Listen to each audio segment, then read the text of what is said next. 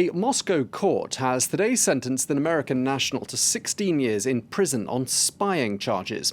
Paul Whelan was arrested in Russia back in December 2018 whilst he was in the country to attend a friend's wedding.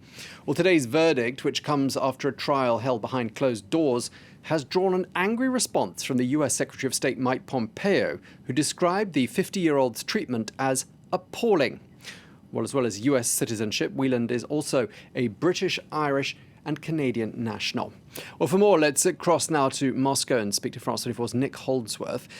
Nick, let's just start by reminding our viewers, what exactly is Paul Whelan accused of doing? He's accused of accepting a computer flash drive that had state secrets on it. He claims that he was set up, that this was planted on him.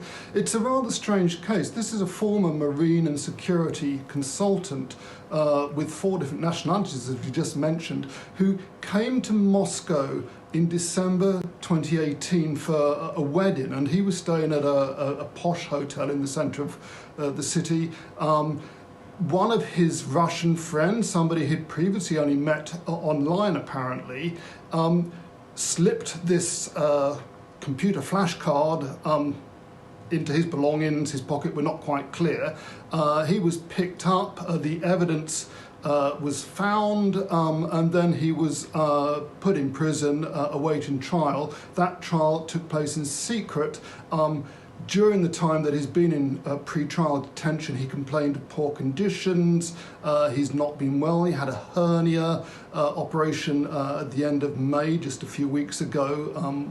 He claims that was meatball surgery, and a sign he held up in court during the trial, although he was actually treated at one of Moscow's top clinics.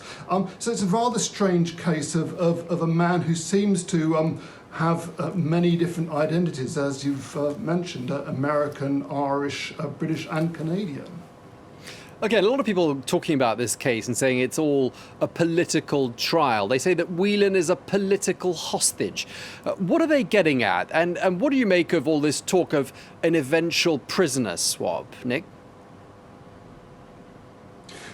This seems to have been on the agenda for a long time.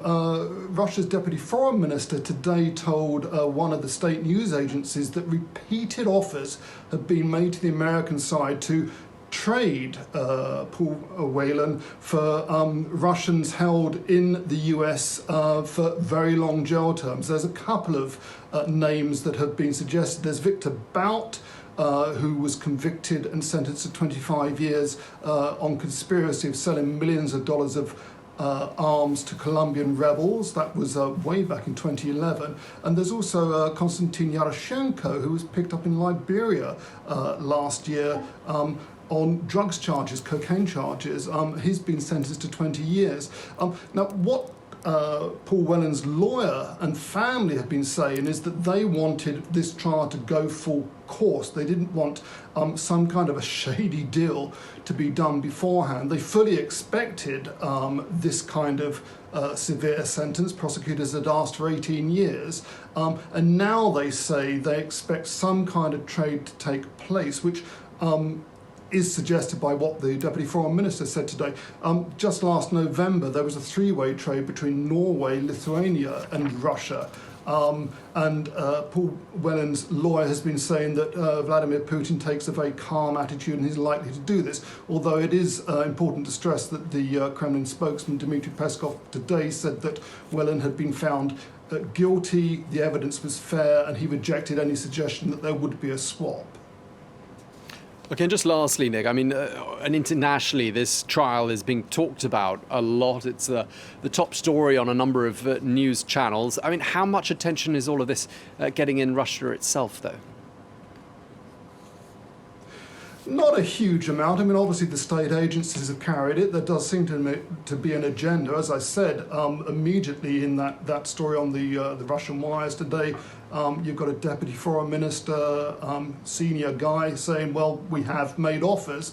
The Russian public are not that much interested in this case. It has had fairly wide coverage, but I think most people are more concerned with the COVID pandemic Still high numbers in Russia, 8,000 to 9,000 cases, new cases a day. Although in Moscow, just a few days ago, lockdown's been lifted, the weather's beautiful, the people are out and about. I think they have other things on their mind at the moment than a so-called American spy. OK, well, thank you very much indeed for that update from Moscow. France 24's Nick Holdsworth, thank you.